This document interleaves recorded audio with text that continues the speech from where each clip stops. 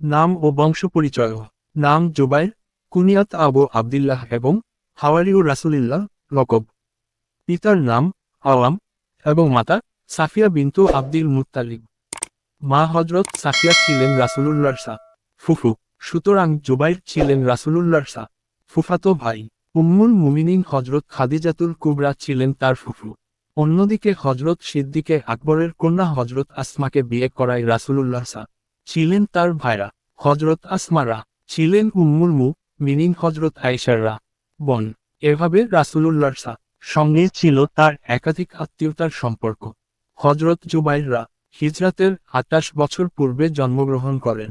তার শৈশবকালীন জীবন সম্পর্কে তেমন কিছু জানা যায় না, তবে এটা নিশ্চিত যে প্রথম থেকেই তার মা তাকে এমনভাবে প্রতিপালন করেছিলেন যাতে বড় হলে তিনি একজন দুঃসাহসী, দৃঢ় সংকল্প ও আত্মপ্রত্যয়ী মানুষ হন। এই কারণে প্রায়ই মা তাকে মারধর করতেন এবং কঠোর অভ্যাসে অভ্যস্ত করতেন। একদিন তার চাচা নাফিল বিন খুয়াইলিদ তার মা হযরত সাফিয়ার ওপর ভীষণভাবে ক্ষেপে গিয়ে বলেন, এভাবে মারতে মারতে ছেলেটাকে তুমি মেরাই ফেলবে। তাছাড়া বনু হাশিমের লোকদের ডেকে বলেন, তোমরা সাফিয়াকে বোঝাও না কেন? জবাবে সাফিয়া বলেন, যারা বলে আমি তাকে দেখতে পারি না, তারা মিথ্যা বলে।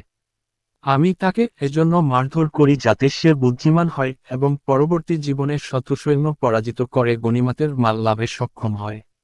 এমন প্রতিপালনের প্রভাব অবশ্যই তার ওপর পড়েছিল।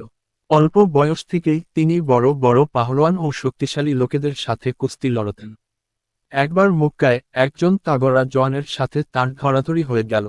তাকে এমন মারি না মারলেন যে লোকটির হাত ভেঙে গেল। লোকেরা তাকে ধরে হযরত সাফিয়ার নিকট নিয়ে এসে অভিযোগ করল।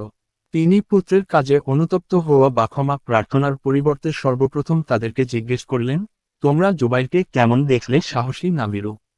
ইসলাম গ্রহণ। জুবাইররা মাত্র ১৬ বছর বয়সে ইসলাম গ্রহণ করেন। প্রথম পর্বে ইসলাম গ্রহণকারীদের মধ্যে তিনি ছিলেন অনন্য ও বিশেষ মর্যাদার অধিকারী। যদিও তার বয়স ছিল কম, তবুও দৃঢ়তা ও জীবনকে বাজি রাখার ক্ষেত্রে কারো থেকে পিছিয়ে ছিলেন না। তার ইসলাম গ্রহণের পর একবার কেউ রটিয়ে দিয়েছিল, মুশরিকরা রাসূলুল্লাহকে বন্দী অথবা হত্যা করে ফেলেছে। একথা শুনে তিনি আবেগ ও উত্তেজনায় এতই আত্মভোলা হয়ে পড়েছিলেন যে তক্ষুনি একটানে তরবারি কোষমুক্ত করে মানুষের ভিড় ঠেলে আল্লাহর রাসূলের দরবারে গিয়ে হাজির হন। রাসূলুল্লাহ তাকে দেখে জিজ্ঞেস করলেন, কি হয়েছে জুবাইর? তিনি বললেন, শুনেছিলাম আপনি বন্দী অথবা নিহত হয়েছেন। রাসূলে কারীম অত্যন্ত খুশি হয়ে তার জন্য দোয়া করেন। সিরাত লেখকদের বর্ণনা, এটাই হচ্ছে প্রথম তলোয়ার যা আত্মোৎসর্গের উদ্দেশ্যে একজন বালক উন্মুক্ত করেছিল। প্রাথমিক পর্যায়ে মক্কার অন্যান্য মুসলমানদের মতো তিনিও অত্যাচার ও নিপীড়নের শিকার হন।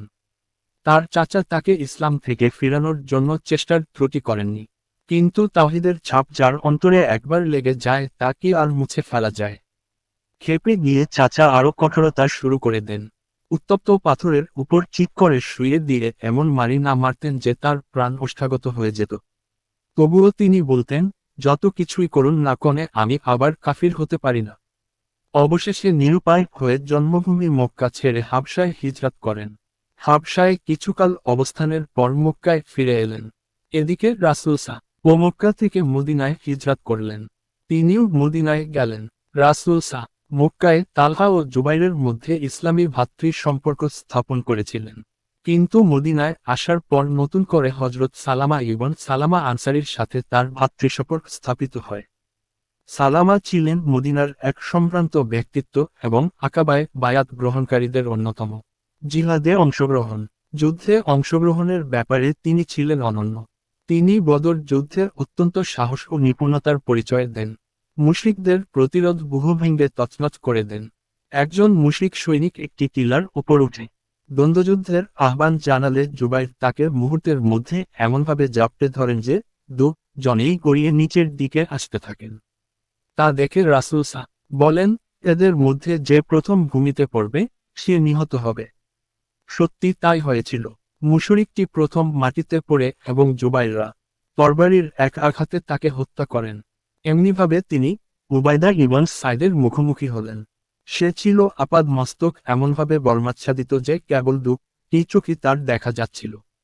তিনি খুব তাক করে তার চোখ লক্ষ্য করে তীর ছুড়লেন। নিশানা নির্ভুল হল। তীরের ফলা এফর অফর হয়ে গেল। অতি কষ্টে তিনি তার লাশের উপর বসে ফলাটি বের করতে সক্ষম হয়েছিলেন। তবে তা কিছুটা বেঁকে গিয়েছিল।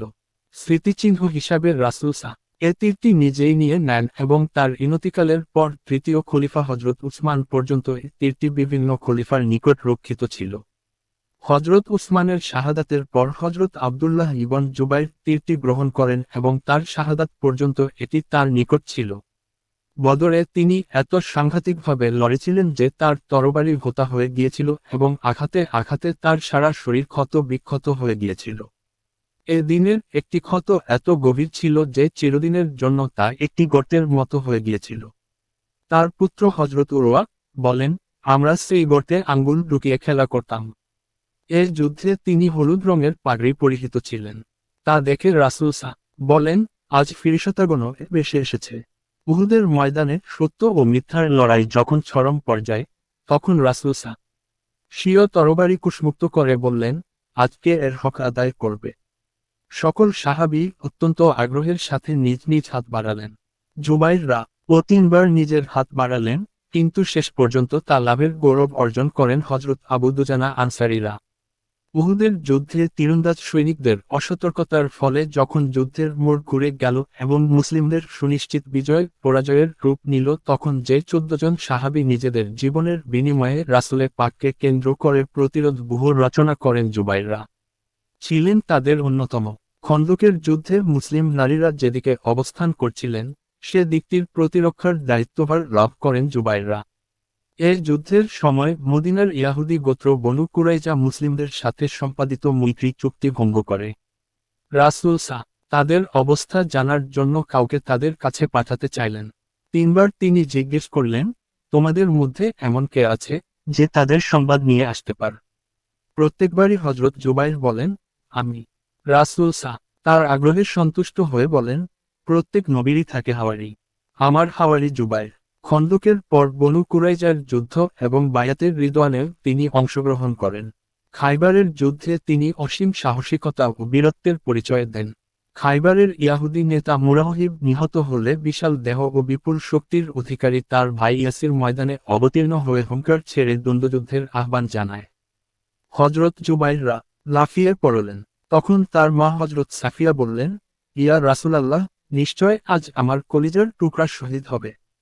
রাসূল বললেন, না, জুবাইরই তাকে হত্যা করবে। সত্যি সত্যি অল্পক্ষণের মধ্যে জুবাইর তাকে হত্যা করেন। খাইবার বিজয়ের পর মক্কা বিজয়ের প্রস্তুতি চলছে। মানবীয় কিছু দুর্বলতার কারণে প্রখ্যাত সাহাবী হাতিব বিন আবি বালতাআ সব খবর জানিয়ে মক্কার কুরাইশদের নিকট একটি চিঠি লিখলেন। চিঠিসহ গোপনে একজন মহিলাকে তিনি মক্কায় পাঠান। এদিকে ওহীর মাধ্যমে সব খবর রাসূল অবগত হলেন। তিনি চিঠিসহ মহিলাটিকে গ্রেফতারের জন্য যে দলটি পাঠান, হজরত জুবাইরও ছিলেন সে দলের একজন। চিঠিসহ মহিলাকে গ্রেফতার করে মদিনায় নিয়ে আসা হল। হাতিব বিন বালতাআ লজ্জিত হয়ে তওবা করেন। রাসূলও তাকে ক্ষমা করেন। মক্কা বিজয়ের দিন রাসূল মুসলিম সেনাবাহিনীকে কয়েকটি দলে বিভক্ত করেন। সর্বশেষ ও ক্ষুদ্রতম দলটিতে ছিলেন রাসূল নিজে, আর এ দলটির পতাকাবাহী ছিলেন জুবাইররা। রাসূল মক্কায় প্রবেশ করলেন। চারদিকে শান্তি শৃঙ্খলা ফিরে এলে হজরত মিকদাদ ও হজরত জুবাইররা নিজ নিজ ঘোড়ার ওপর সওয়ার হয়ে রাসূলে পাকের নিকট উপস্থিত হলেন। রাসূল উঠে দাঁড়িয়ে নিজ হাতে তাদের উভয়ের মুখমণ্ডলের ধুলোবালি ঝেড়ে দেন। হুনাইন যুদ্ধের সময় হজরত জুবাইর কাফিরদের একটি গোপন ঘাঁটির নিকটে পৌঁছলে তারা তাকে অতর্কিত আক্রমণ করে। অত্যন্ত সাহসের সাথে অল্প সময়ের মধ্যে তিনি ঘাঁটিটি সাফ করে ফেলেন। তাইফ ও তাবুকের যুদ্ধেও তিনি অংশগ্রহণ করে। 10ম হিজরিতে বিদায় হজ্জেও তিনি রাসূলুল্লাহর সফরসঙ্গী ছিলেন।